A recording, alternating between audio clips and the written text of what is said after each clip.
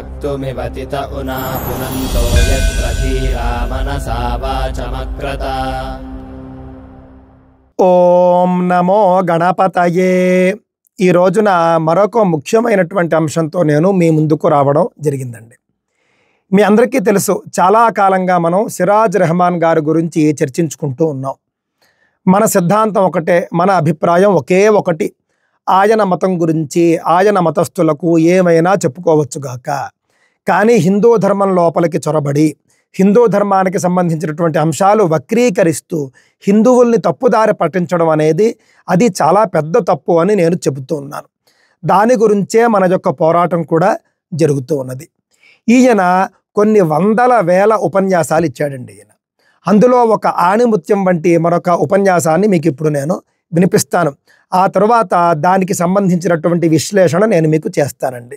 ఈ గ్రంథాల పరిజ్ఞానము లేని కారణంగా మా ఇంటి దేవుడు, మా పొలిమేర దేవుడు, గ్రామానికో దేవుడు, మండలానికో దేవుడు, జిల్లాకో దేవుడు, రాష్ట్రానికో దేవుడు, దేశానికో దేవుడు, మనిషికో దేవుడు, మతానికో దేవుడు, ఇంట్లో నలుగురుంటే నలుగురికి 4 రకాల వేరు వేరు దేవుళ్ళు, గుడ్డలు వేసుకున్న దేవుడే, గుడ్డలు ఏమీ వేసుకోకపోయినా దేవుడే. దీని పర్యవసానంగా రాష్ట్ర జనాభా కంటే కూడా దేవుళ్ళ సంఖ్య ఎక్కువగా పెరిగిపోయింది. సోదర మహాశివుల, ఈరోజు మనం చూస్తున్నాం. విన్నారు కదండి. ఈ వీడియోలో ఆయన చెప్పినటువంటి మాటలన్నీ కూడా విని ఎంతో సంతోషంగా నవ్వుతూ చప్పట్లు కొట్టినటువంటి వాళ్ళు మన హిందువులు కూడా ఉన్నారండి. ఒకసారి మీరు చూసినట్లయితే బొట్టు పెట్టుకున్నటువంటి హిందువులు చాలామంది మనకు కనిపిస్తూ ఉన్నారు.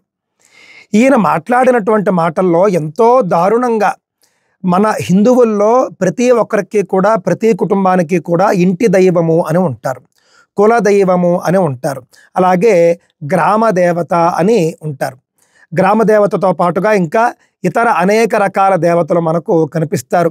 అలాగే క్షేత్రాలు, 12 జ్యోతిర్లింగాలు, 18 శక్తిపీఠాలు, ఈ విధంగా దేవాలయాలు, దేవుళ్ళు అత్యధికంగా ఉన్నమాట నిజం.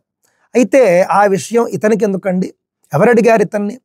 ఇతని మతంలో ఏముందో అది చెప్పుకోవడం మానేసి మన దేవీ దేవతలను అవహేళన చేస్తూ మాట్లాడాడు. మరి ఇలాంటి అతన్ని మనం ప్రశ్నించకుండా ఎందుకు ఉండాలి? బట్టలు వేసుకున్నా దేవుడే, బట్టలు వేసుకోకపోయినా దేవుడే అనే పదం వాడాడు చూసారా? ఎవరిని ఉద్దేశించి వాడాడు? కాలభైరవుణ్ణి ఉద్దేశించి వాడాడు. మనం కాశీ వెళ్ళామనుకోండి, కాశీ నగరానికి క్షేత్రపాలకుడు ఎవరు? కాలభైరవుడు. ఉజ్జయిని వెళ్ళారనుకోండి, ఉజ్జయిని క్షేత్రపాలకుడు ఎవరు? కాలభైరవుడు.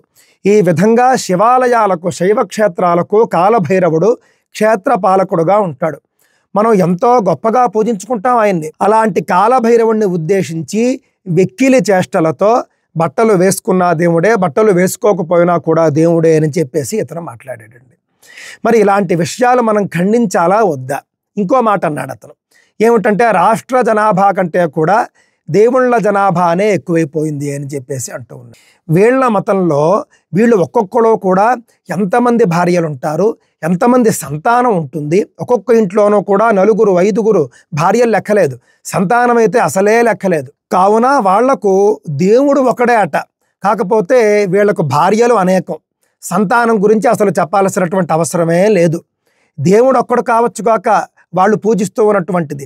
మరి వీటి గురించి ఎవరైనా ప్రశ్నిస్తూ ఉన్నారా?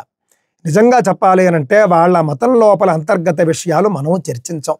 అందుకే కదా ఇప్పుడు ఉమ్మడి పౌరస్మృతి కూడా వీటికి సంబంధించే వస్తూ ఉన్నటువంటిది. మీరు కనుక ఈ విధంగా హిందూ ధర్మం లోపలికి చొరబడి ఇష్టానుసారము ఇదే విధంగా మాట్లాడితే కనుక మేము మాట్లాడడానికి చాలా విషయాలు ఉంటాయి. ఒకటి కాదు, వేలాది అంశాలు ఉంటాయి. దాంట్లో ఒక మచ్చు తునకలాగా మాత్రమే నేను ఇప్పుడు మీకు ఒక విషయాన్ని ప్రస్తావన చేసి చూపించాననే విషయాన్ని దృష్టిలో పెట్టుకోండి. కొసమెరుపు నేను మీకు ఒకటి చెబుతానండి. ఇవాళ ఈయన ఇంత పబ్లిక్గా, ఇంత ఓపెన్గా హిందూ దేవీ దేవతలను నిందిస్తూనే ఉన్నాడు. ఇలాంటి వ్యక్తి కట్టండి గతంలో తెలంగాణ ప్రభుత్వం ఒక అవార్డు ఇచ్చిందట. The home minister of Telangana Shri Nayini Narasimha Reddy and deputy CM of Telangana Mohammed Ali appreciated his work for communal harmony in a public talk అట. వీళ్ళు దేనిని అప్రిషియేట్ చేశారండి?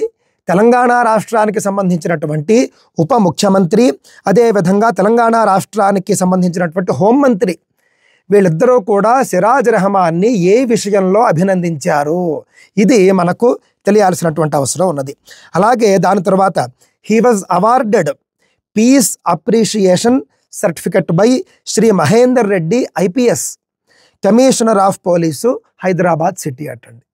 ఈ విధంగా మాట్లాడినటువంటి వ్యక్తికి ప్రభుత్వాలు ఏ విధంగా అవార్డులు ఇచ్చాయి, అదే విధంగా శాంతిదూత అవార్డు ఇవ్వడం ఏమిటి? మనం అసలు ఇతర మతాలకు సంబంధించినటువంటి దేవీ దేవతల గురించి ఎక్కడా మాట్లాడము, వాళ్ళ ఆచారాలను మనం ఎక్కడా తక్కువ చేయము. మన విధానం అలా ఉంటే ఇంత పబ్లిక్గా మన దేవీ దేవతలను అవహేళన చేసినటువంటి ఒక వ్యక్తికి సాక్షాత్తుగా ప్రభుత్వ హోంమంత్రి, ఉప ముఖ్యమంత్రి, అలాగే హైదరాబాద్ మహానగరానికి సంబంధించినటువంటి పోలీసు ముఖ్యుడు ఏ విధంగా అవార్డు ఇస్తారు? దీని గురించి మనం చర్చ చేయాల్సినటువంటి అవసరం ఉంది. తప్పక దీనిపైన మీరంతా కూడా స్పందించండి. చూద్దాం దీనికి ఎవరు ఏ విధంగా స్పందిస్తారు అని. ఈ విషయాలన్నీ కూడా మీకెలా తెలిసాయండి అని మీకు అనిపించవచ్చు. ఇవి నా సొంత మాటలు కావు, అలాగే గూగుల్లో కాలక్షేపంగా వెతికి చెబుతున్నవి కూడా కాదు. మీరు కూడా వీటిని గూగుల్లో మీరు చూసి తెలుసుకోవచ్చు. సాక్షాత్తుగా సిరాజ్ రెహమాన్ గారి సొంత అధికారిక వెబ్సైట్లో ఉన్నటువంటి విషయాలు ఇవి. brSiraj.com అని మీరు కొట్టి చూశారనుకోండి, అందులో ఈయన గురించి ఉన్నటువంటి ఆ యొక్క ఎక్స్ప్లెనేషన్ ఉంటుంది చూసారా, వివరణ అందులో ఉంటాయి ఇవన్నీ కూడా. ఈ విధంగా హిందూ ధర్మాన్ని తక్కువ చేసి మాట్లాడేటటువంటి వ్యక్తికి ఏ విధంగా శాంతిదూత అవార్డు ఇచ్చారు, ఏ విధంగా హోంమంత్రి, ఉప ముఖ్యమంత్రి అభినందించారు అనేది మనం ప్రశ్నించి తీరాల్సినటువంటి అంశం. స్వస్తి.